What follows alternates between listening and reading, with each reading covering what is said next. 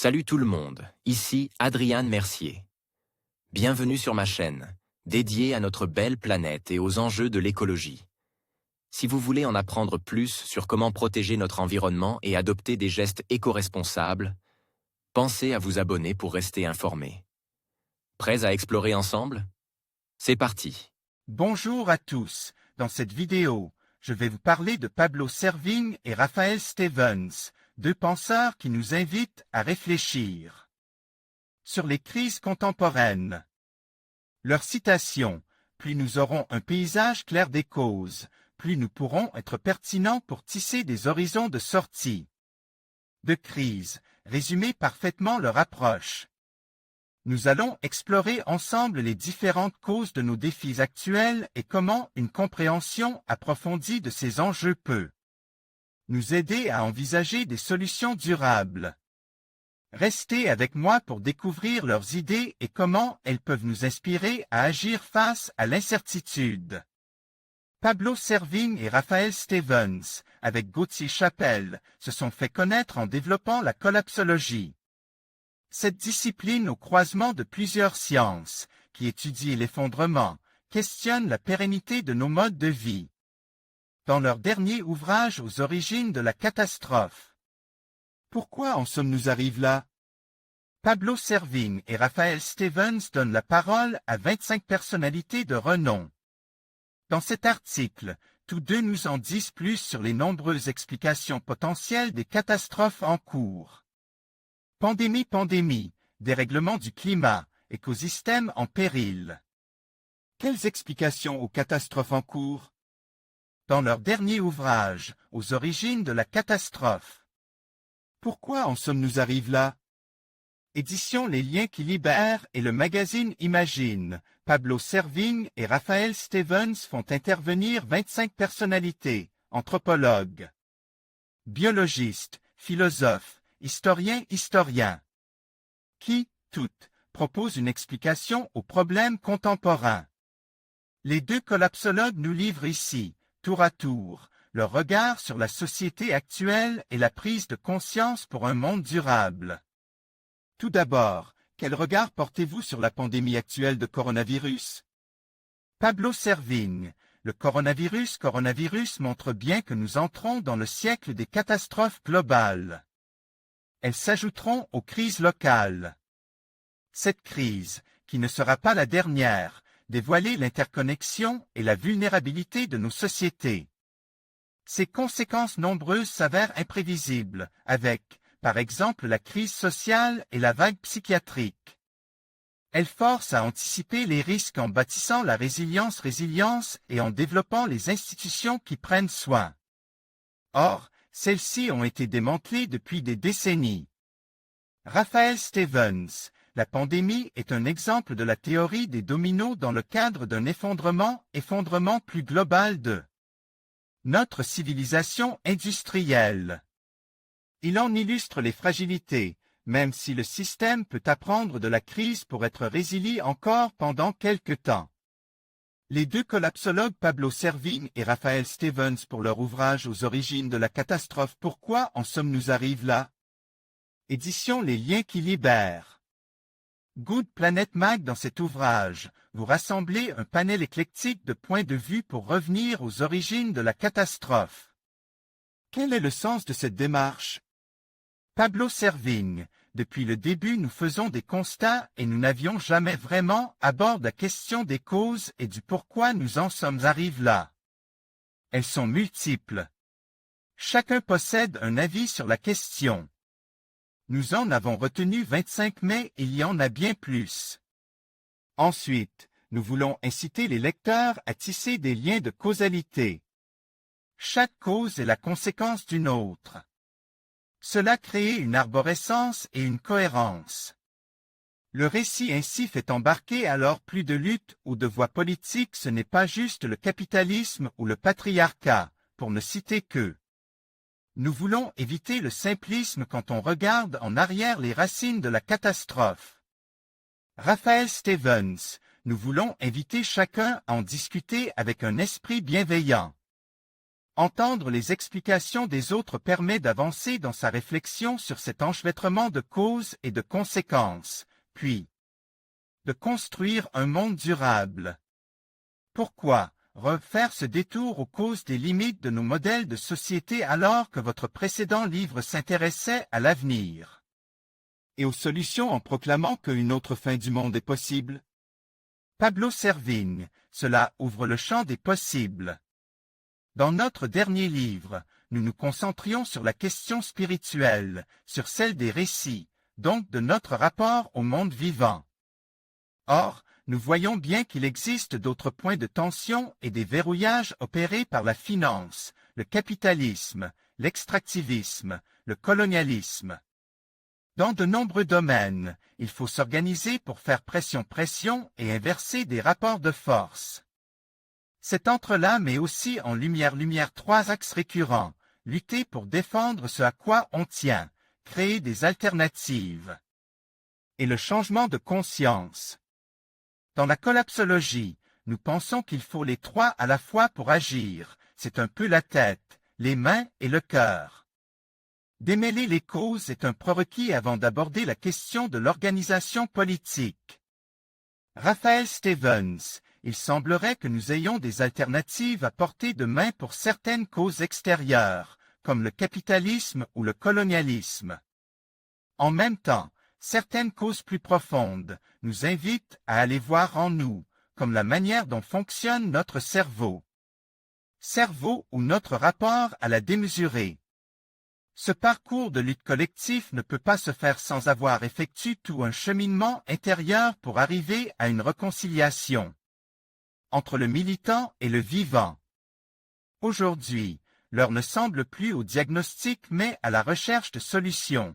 Que retirez-vous de ce travail comme piste pour sortir des impasses qui nous menacent?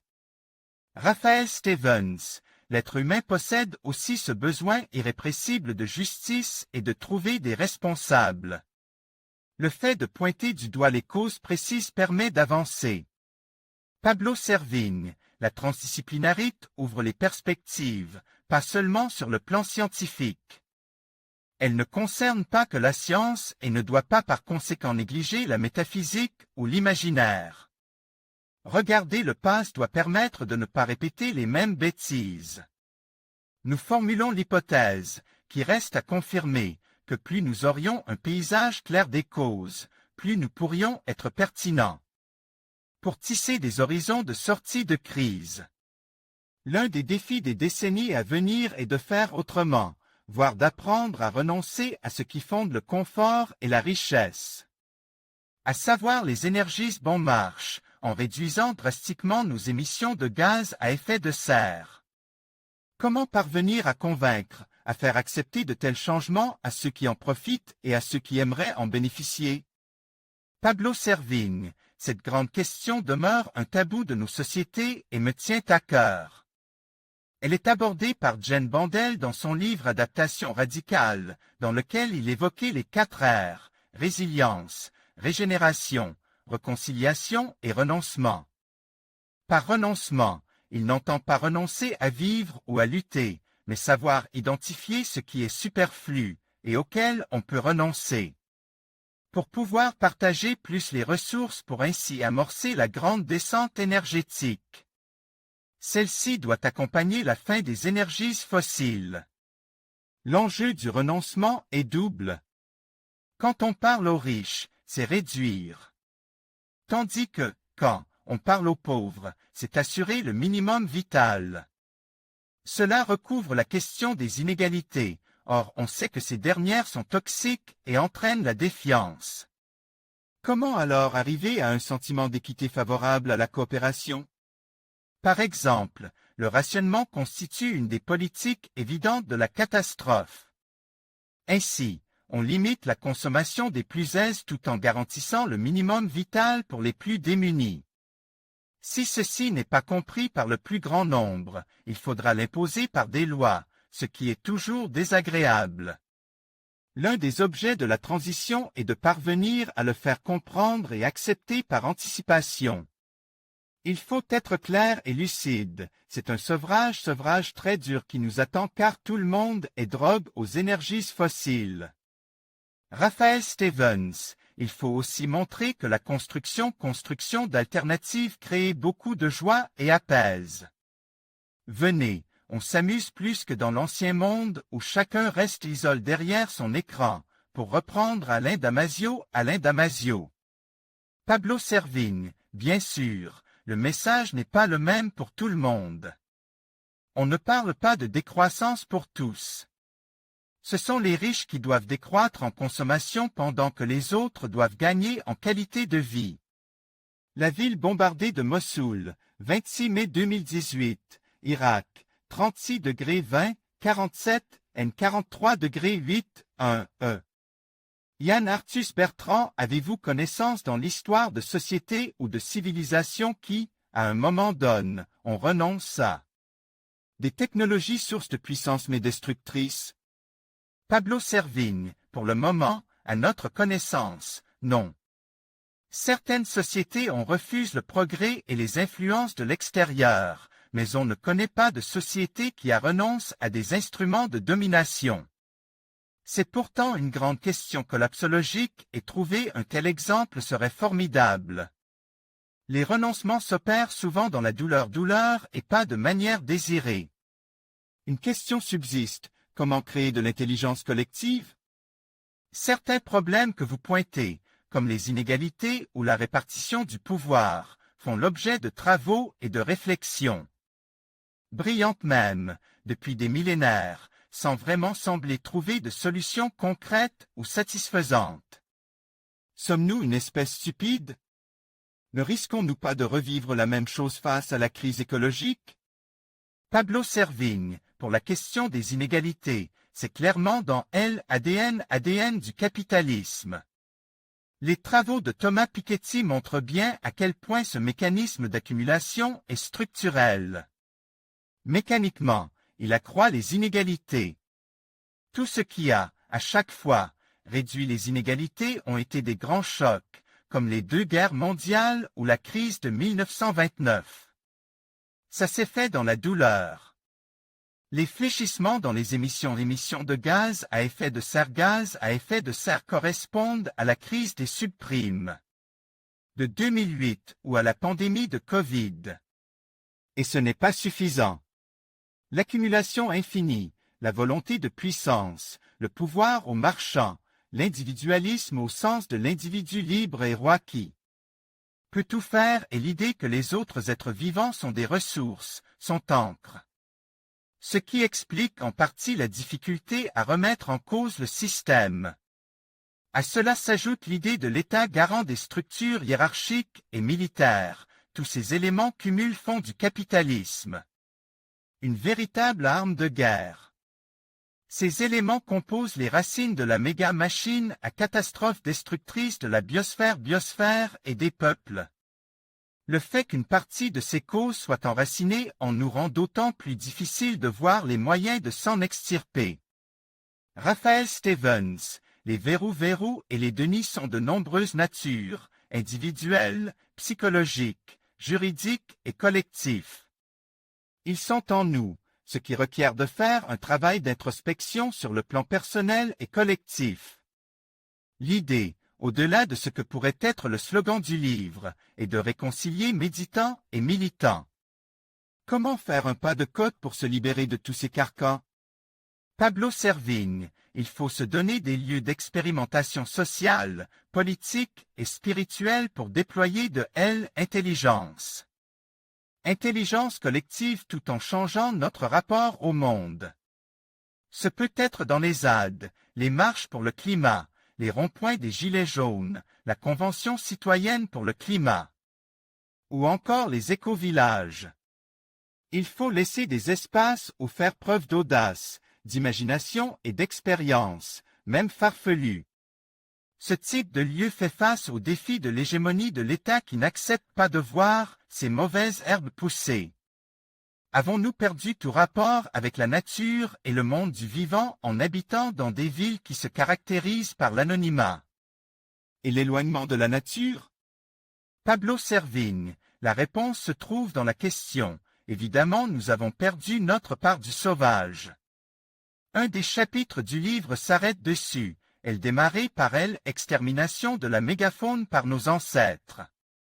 Dès que nous voyons un vertèbre plus gros que nous nous sentons obligés de le tuer.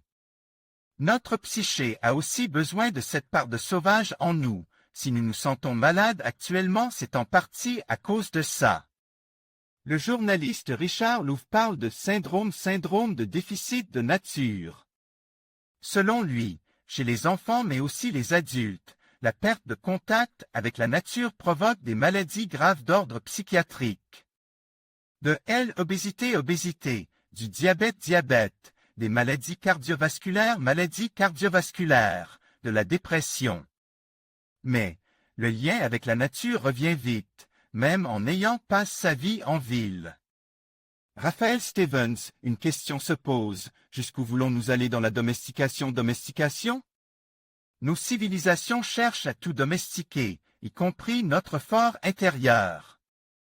Or, il serait intéressant de conserver une part de sauvage, y compris en nous.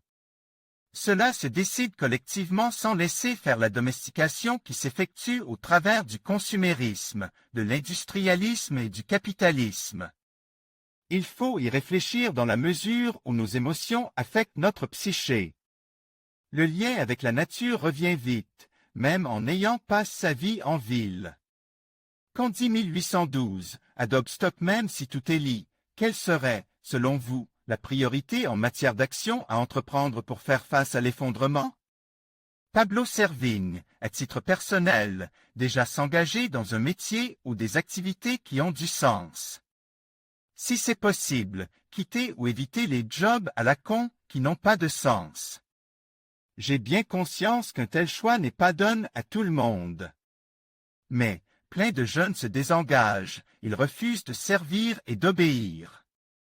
C'est plutôt bon signe. Chacun, en fonction de sa sensibilité, trouvera des luttes ou des alternatives, l'éducation des enfants, le changement de conscience, ou la construction de nouveaux récits. Finalement, mon conseil serait suivez votre intuition pour trouver votre place dans le monde. Une telle réponse peut apparaître comme individuelle, mais elle prend tout son sens quand cette décision rencontre le collectif. Pour passer à l'action, il faut du courage et ce dernier provient surtout de nos liens sociaux, de l'entourage psycho-affectif, de l'amour qu'on reçoit et qu'on donne. Raphaël Stevens, mon conseil serait de ne pas attendre que l'État décide de la voie. Au contraire, il faut la lui montrer, et c'est peut-être ainsi que nous arriverons à le reformer et à en faire un soutien à la transition. Certaines catastrophes sont déjà enclenchées, comme un réchauffement à plus de 1,5 degré Celsius, mais il reste encore 1001 choses à faire, comme redonner du sens au quotidien. Ne souffrons-nous pas d'avoir des sciences et même des points de vue trop isolés? Comment développer une science de la complexité et de l'interconnexion pour aider les gens à prendre conscience que beaucoup de choses sont liées? Comment expliquez-vous que chacun vienne avec son explication sur les racines de l'effondrement et que certaines de ces causes peuvent sembler farfelues? La perception des crises a-t-elle évolué? Raphaël Stevens, ces 3 dernières années ont vu une montée en puissance de la prise de conscience chez les jeunes. Chez tout un chacun se manifestent des doutes par rapport à la durabilité du système actuel. Selon un sondage de l'Institut Jean Jaurès, 75% des Français pensent qu'un effondrement aura lieu de leur vivant. Ils comprennent que le système est toxique. Justement, la jeunesse est la première concernée par l'avenir. Pourtant, aujourd'hui, dans les pays développés, elle possède un poids démographique et par extension démocratique très limité, et donc pèse peu sur la balance des décisions. Comment faire en sorte de changer ça? En conclusion, Pablo Servigne et Raphaël Stevens nous rappellent l'importance cruciale de comprendre les causes profondes des crises que nous traversons. Plus notre vision des enjeux sera claire, plus nous serons en mesure de proposer des solutions pertinentes et durables. Il est essentiel de tisser ensemble des horizons d'espoir et d'action, afin de construire un avenir résilient et solidaire. En unissant nos efforts et en partageant nos connaissances, nous pouvons véritablement transformer les défis en opportunités. Merci de votre attention et à bientôt pour de nouvelles réflexions.